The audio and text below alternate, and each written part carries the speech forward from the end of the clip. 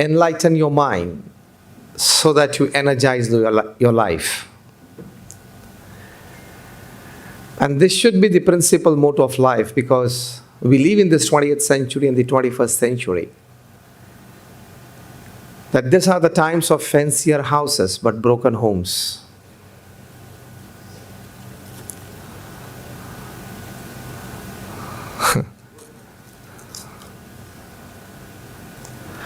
These are the times of fancier houses but broken homes. These are the times of double incomes and more divorces. These are the times of high-rise buildings but low-rise characters. These are the times of broader highways but narrow viewpoints. These are the times where man has gone all the way to the moon and has come back, but he finds it difficult to cross the road and meet the new neighbor. These are the times of certain steep profits and businesses, but shallow relationships.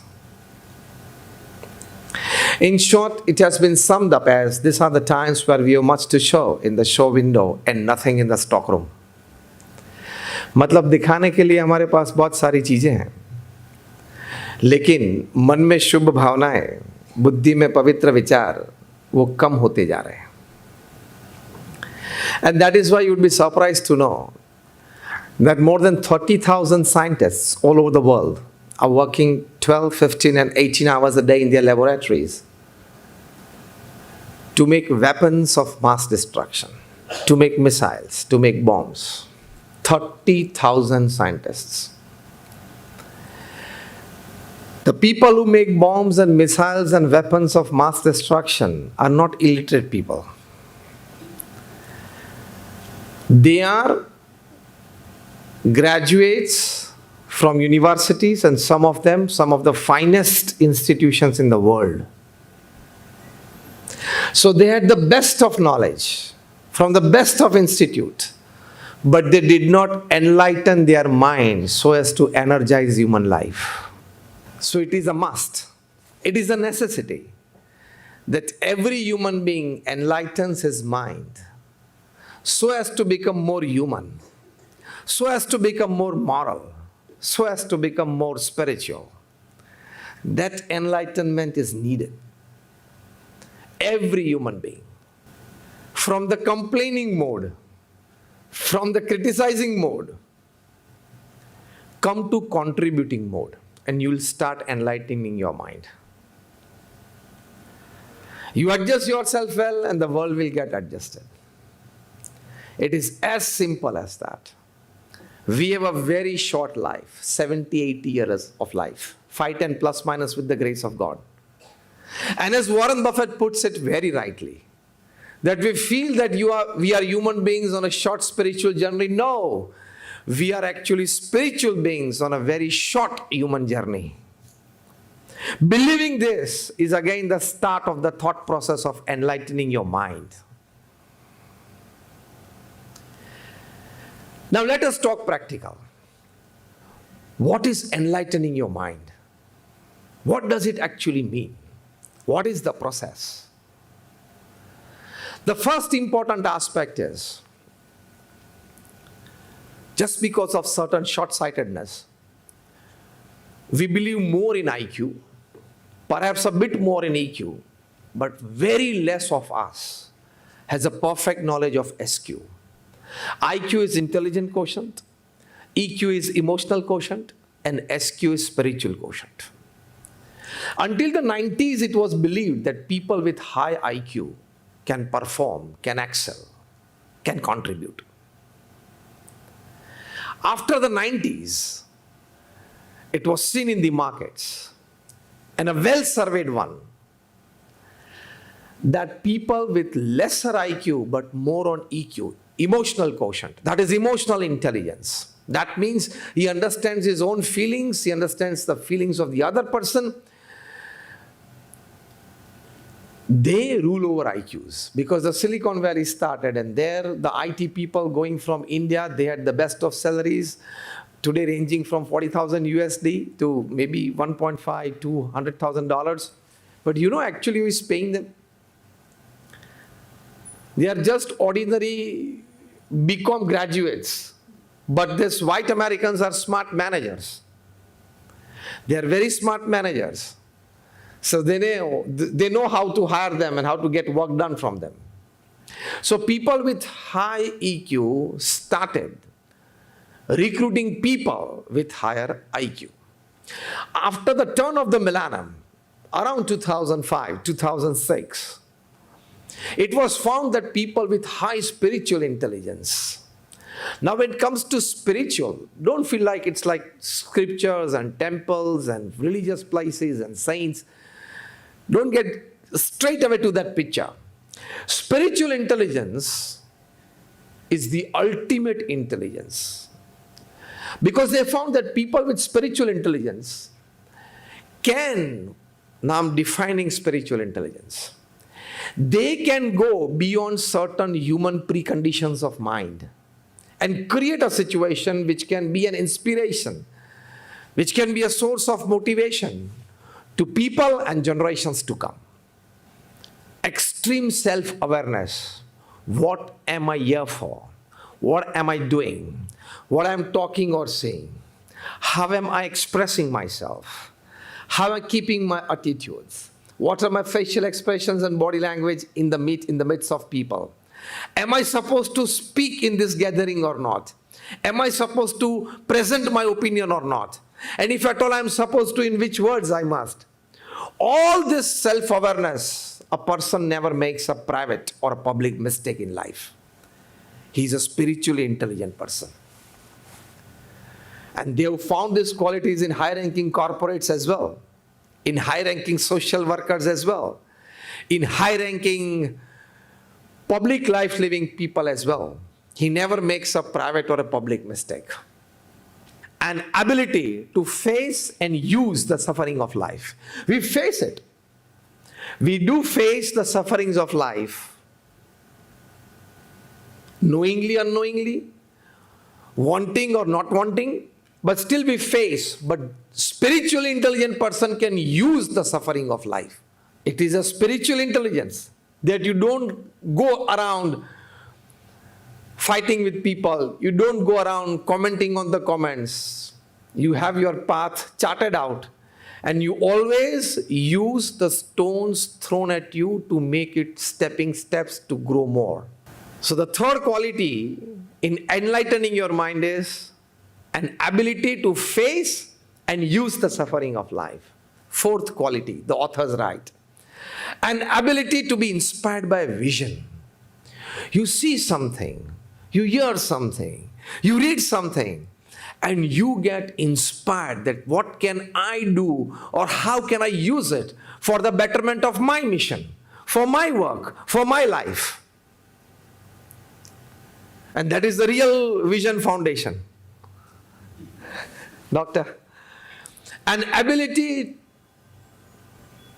of a person to be inspired by vision. A couple of years back, in a suburb in Mumbai, that is in Malad, a second-year engineering student was standing at the bus stand awaiting for bus. At that time, he saw a young lady. She must be around like 30 to 34. She was in a hurry. On her scooty, a small scooter, she came at the bus stop to drop her little child. The child must be like 4 or 5 years old. Because the school bus picking up that small child had the same stop. And it so happened that she just reached the place and the school bus came in. So she was like in a hurry, parked her scooter, picked up her little child and ran towards the bus, handed this little child to the conductor and said, "Beta, dhyan rakhna, beta, dekhna, and take your seat, this, that." She was like a bit worried. Class mein baithna theek se, dhyan se sunna teacher ko, last minute advices when the boy had seated on his seat just beside the window. And she, after the bus started, had a sigh of relief. चलो आज पहुंच गए time पे, वरना school bus चली जाती तो school तक जाना पड़ता. A sigh of relief. This young second-year engineering student saw this. This boy, see, inspired by vision, can I help the situation? Young moms all over the country and all over the world must be facing these hardships in the morning when they have young kids. Can I help the situation? This question arises in an enlightened mind, not in an ordinary mind. Ordinary mind, what does it say? She must come on time. If she is getting late, she must take care of herself. As simple as that. An enlightened mind says, how can I help the situation? Can I help the situation? And he designed a software wherein the registered mobile number gets a message that the school bus is just now 10 minutes away. Second message, now just 5 minutes away from your stop. Second message, when the boy gets into the bus, the sensor is cut and the message, your boy has entered the bus. When he or she, the little girl, the little boy sits, again the registered mobile gets a message that your child has sat in the school bus. The child enters the classroom and a sensor is cut, and again the message, the child has entered the classroom. If the child raises the hand to answer a question posed by the teacher, again the sensor is cut and the message is there, your child has raised the hand in the class to answer. So this is for the young kids. For the elders it is like infringement upon privacy. So it is for